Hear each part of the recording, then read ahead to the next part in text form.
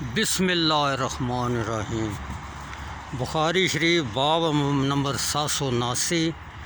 حضرت عائشہ سے روایت ہے کہ نبی پاک پناہ مانگتے ہوئے فرماتے تھے، اے اللہ،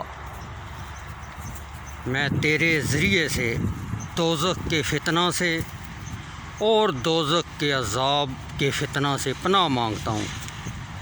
میں تیرے ذریعے سے فتنہ قبر سے پناہ مانگتا ہوں۔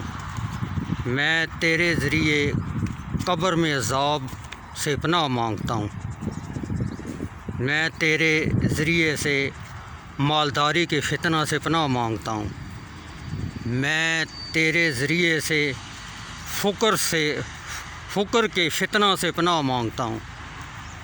میں تیرے ذریعے سے مسیح و دجال کے فتنہ سے پناہ مانگتا ہوں۔